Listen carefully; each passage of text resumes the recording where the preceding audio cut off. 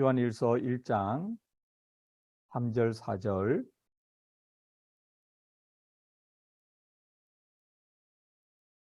요한일서 1장 3절 4절 우리 함께 읽겠습니다. 시작. 우리가 보고 들은 바를 너희에게도 전함은 너희로 우리와 사귐이 있게 하려 함이니 우리의 사귐은 아버지와 그의 아들 예수 그리스도와 더불어 누림이라. 우리가 이것을 쓰면 우리의 기쁨이 충만하게 하려 함이라. 아멘. 어제 우리가 나누었던 말씀에 이어지는 말씀인데요. 사도 요한이 자기가 직접 경험한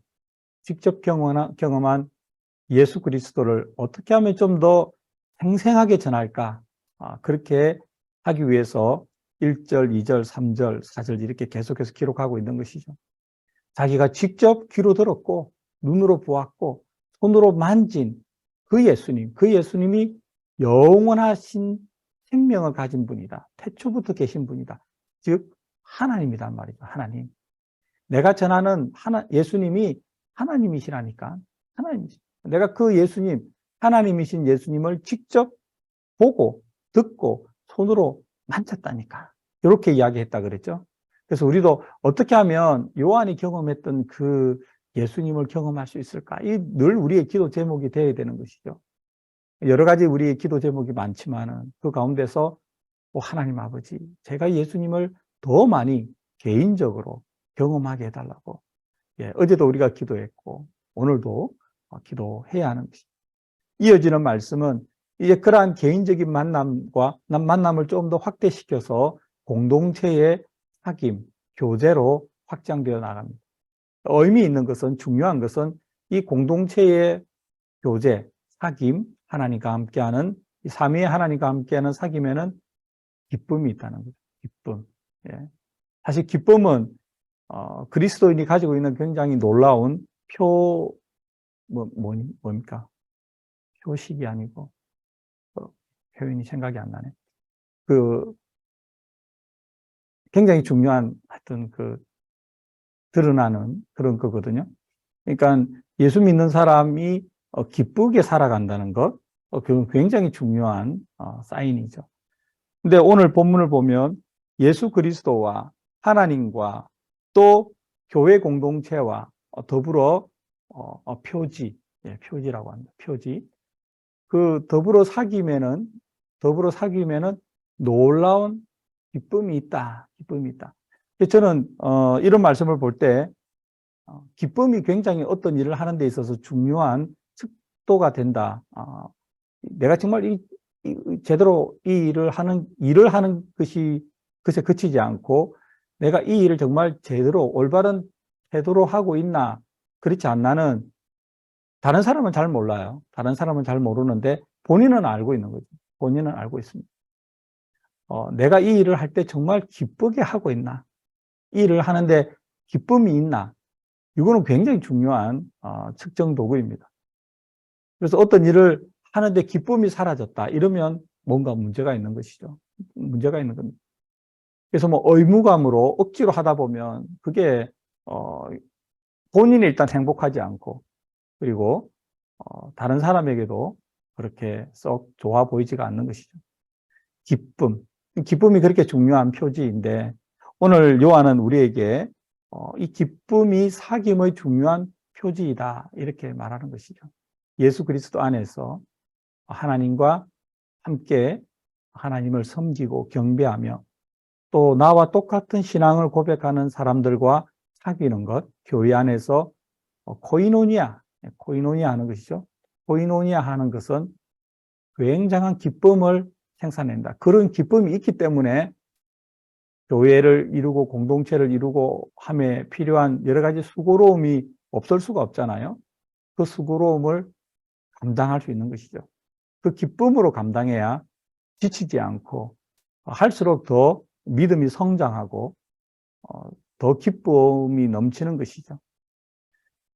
3절에 보시면 이렇게 돼 있잖아요. 우리가 보고 들은 바를 너희에게도 전한다. 내가 만났던 그 하나님이신 예수님, 풍성한 생명, 영원한 생명을 가지고 계신 그 예수님을 너희에게 전하는 것은, 그 이유는, 목적은 너희로 우리와 사귐이 있게 하라. 우리가 이거 그리그로 보면 코이노니아 이렇게 돼 있는데요. 우리가 잘 알고 있는 코이노니아 그 단어를 쓰는데, 그냥 교회에서 모여서 이렇게 이렇게 인간적인 펠로우십이 아니라, 그런 교제가 아니라 항상 예수 그리스도 안에서 연관되어지고, 또는 예수 그리스도를 통해서 사귐이 있는, 이런 사귐이 교회에서 말하는 교제죠. 코이노니아입니다. 교회의 이름으로 모였다, 그게 충분한 게 아니고, 그 안에 반드시 예수님을 향한 신앙 고백과 예수님을 향한 우리의 마음, 그리고 예수님과 어떻게든 개인적으로 친밀하기를 원하는 그 마음이 함께 모인 사람들에게 공감이 일어날 때 예수님을 중심으로 교제가 일어나는 것이죠. 그래서 예수님을 전하는 이유는 예수님 안에서 당신들과 나와 당신이 서로 코이노니아를 하기 위한 것이다, 이렇게 말하는 것이죠. 이게 굉장히 중요합니다. 굉장히 중요합니다. 우리가 전도를 하는 것도 근본적인 이유는 그 사람을 예수님과 연결시키는 것이고, 또 예수님 안에서 그분과 우리가 교제하는 것이죠. 이게 전도죠. 이게 전도의 목적이죠. 가장 근본적인 이유입니다. 그 결과 교회가 성장하는 것이죠. 교회가 수적으로, 양적으로 성장해 나가는 것이죠. 우리의 사귐은 아버지와 그의 아들 예수 그리스도와 더불어 누립니다. 아멘. 예. 우리의 사귐, 교회 안에서의 교제는 예수님이 빠지고 하나님이 빠지면 안 되는 것이죠. 예. 우리의 사귐이 세상의 사귐과 구분되는 것은 우리에게는 하나님이 있다, 예수님이 있다, 성령님이 있다, 이것이죠.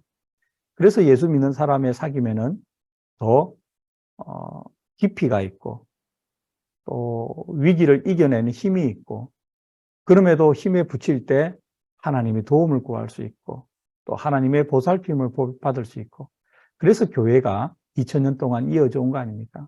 예. 초대교회로부터 지금까지 교회에 얼마나 많은 위기가 있었고, 얼마나 많은 사건, 사고가 있었습니까? 그럼에도 불구하고 오늘까지 교회가 이어져 내려온 것은 그 중심에 하나님을 향한 믿음, 예수 그리스도를 향한 믿음, 하나님 안에서, 예수님 안에서, 성령님 안에서 서로 사귀고자 하는 그 공통된 마음이 있었기 때문에 가능한 것이고요. 우리 교회도 마찬가지죠. 우리가 좀 더 하나님께서 기뻐하시는 교회가 되려면 하나님 안에서, 예수님 안에서 그러한 그리스도인의 코이노니아, 교제, 사귐을 추구할 때 우리 교회가 더 좋은 교회가 되는 것이죠. 네. 예수 안에서, 믿음 안에서, 하나님 안에서 말씀대로 그런 교회가 되기를 바랍니다. 근데 그렇게 되면 사절이 있는 것이죠. 우리가 이것을 쓰면 처음부터 1절부터 3절까지 쭉 우리가 설명했는데, 나눴는데, 이렇게 내가 말하는 것은, 그죠? 그 이유는 우리의 기쁨이 충만하게 하는. 그러니까 기쁨이 굉장히 중요한 표지가 되는 것이죠. 1절, 2절, 3절을 제대로 순종하고 실행하며 살아간다면 교회 안에 기쁨이 있어야 되는 것이고, 성도 안에 기쁨이 있어야 되는 것이고, 서로 간에 기쁨이 있어야 되는 것이고, 이 기쁨이 좀 줄어들었다, 약해진다 이러면 돌아봐야 되는 거죠. 이게 기쁨이 있어야 되는 게 정답이니까 있어야 되는데, 내가 좀 이상해, 요즘에 하는 게 별로 기쁘지가 않아, 뭔가 조금 불편해, 이런 거 있으면 지체하지 말고 자신을 돌아보고 하나님 앞에 바로 잡으려고 노력해야 되는 것이죠. 우리가 할 수는 없잖아요. 내가 할 수 있는 한 내가 해야 될 몫은 감당하는 것이죠.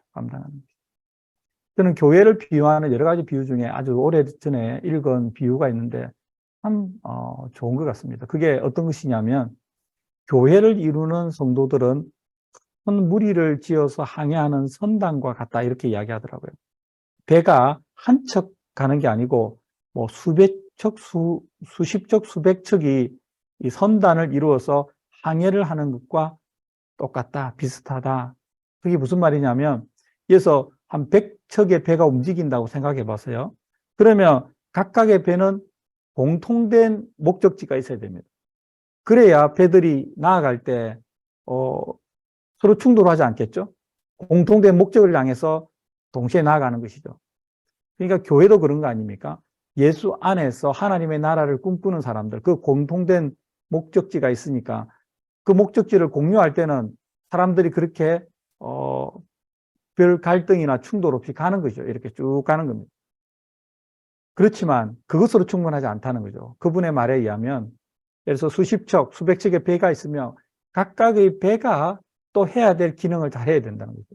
다들 가는데 하나의 배가 고장이 났다고 생각해 보세요. 그러면 그 여파가 보통 가는 게 아니잖아요. 또 하나의 배가 목적지를 상실하고 키를 좌우로 흔들어서 틀어져 버린다든지 이렇게 하면 안 되는 거고, 또 하나의 배가 너무 과속을 한다든지 너무 속도가 지체되든지 이렇게 하면 또 선단이 구성되지가 않잖아요. 똑같다. 교회도 목적지, 방향 이것을 맞춤과 동시에 각각의 성도가 동시에 이렇게 믿음 안에서 나아갈 때, 골고루 성장해 나갈 때 교회가 든든히 서간다. 이렇게 설명하는 것을 본 적이 있는데요. 참 좋은 비유라고 생각합니다. 물론 비유가 항상 한계가 있지 않습니까? 근데 비유를 우리가 성경 비유도 마찬가지고 볼 때, 그 비유에서 말하고자 하는 핵심, 그것만 딱 잡아내는 것이죠. 그 비유를 일반화시켜가지고 모든 상황에 적용하려고 하면 비유를 정확하게 이해하기가 힘든 것이죠. 교회에 대한 비유, 선단의 비유도 그런 의미에서 찾아낸다면 우리 교회 전체에 의미가 있고 또 여러분과 저희 각자에게 의미가 있는데, 저는 그 사인 중에 찾아내는 그 표지 중에 하나가 기쁨이다. 오늘 본문에서 말하는 그거라고 생각합니다. 우리가 기쁨이 있으면 내가 하나님 안에서 제대로 하나님과 예수님과 교제를 하는구나. 또는 예수님과 하나님과 성령님 안에서 교회 안에서 다른 교우들과 그렇게 교제를 누리는구나. 코이노니아를 누리는구나. 이렇게 생각할 수 있고, 내가 하는 교회 여러 가지 기능을 맡아서 하는 사역에서도 기쁨이 있나 없나 잘 챙겨보고, 기쁨이 원래 있어야 되는 거거든요. 없으면 왜 이게 기쁨이 사라졌을까? 기쁨이 약해졌을까? 한번 생각해보고 기쁨을 빨리 회복할 수 있도록 하나님께 기도하고 그 일에 필요한 다른 사람과 협의해서 해나가는 게 필요하다고 생각합니다. 우리가 어제부터 오늘까지 지금 요한 1서를 시작했는데, 요한 1서가 너무나 좋은 이유는 요한이 직접 경험한 1차적으로 경험했던 예수님을 어떻게든 전하려고 하는 그 간절한 마음, 그 절실한 마음이 느껴지잖아요. 그럼 그 마음이 우리에게 딱 전달될 때 그것을 그대로 그냥 거부하지 말고 있는 그대로 일단 받아들이고 소화하려고 하고 적용하려고 할 때 요한의 편지가 우리에게 은혜가 되는 것이고 하나님의 말씀이 우리에게 은혜가 되는 것이죠. 기쁨, 교제, 하나님과 더불어 사귐, 교회 안에서의 사귐, 교회 안에서의 사역. 이것이 여러분과 저에게도 모두에게 공통된 기쁨으로 작용하기를 간절히 바랍니다. 기도하겠습니다. 하나님 아버지 고맙습니다. 감사합니다. 지금까지 지내온 것도 주의 은혜이고 또 하루를 시작하게 하신 것도 하나님의 말할 수 없는 은혜임을 고백합니다. 지나간 밤도 주께서 지켜주시고 이 이른 새벽에 일어나 찬양하고 말씀 나누며 기도하게 하신 것도 감사합니다. 요 하나님의 은혜로 또 말씀을 나누고 우리가 그리스도 안에서 하나님 안에서 교우들과 사귐 누리는 것이 얼마나 귀한 축복인지 깨닫게 하시고 또 그 안에 기쁨이 있어야 된다는 사실 깨닫게 해주시니 감사합니다. 이 말씀을 우리 삶에 개인적으로 적용하게 하셔서 하나님 힘을 얻을 것 더 얻게 하시고 부족한 것 채우게 하여 주시옵소서. 하나님을 바라보는 우리의 마음이 날이 갈수록 더 간절해지게 하여 주시옵소서. 순전해지게 하여 주시옵소서. 주시는 말씀을 아멘, 아멘, 아멘으로 잘 받아서 하나님 우리 마음이 복된 마음이 되게 하시고 복토와 같은 마음밭이 되어서 주께서 주신 말씀을 잘 품어서 100배, 60배, 30배의 결실을 하는 우리가 되게 하여 주시옵소서. 오늘 하루도 우리 사랑하는 교우들 어디에서 무엇을 하든 전능하신 하나님, 거룩하신 하나님 함께 하여 주셔서 보호하시고 인도하여 주시옵소서. 예수님의 이름으로 기도드립니다. 아멘.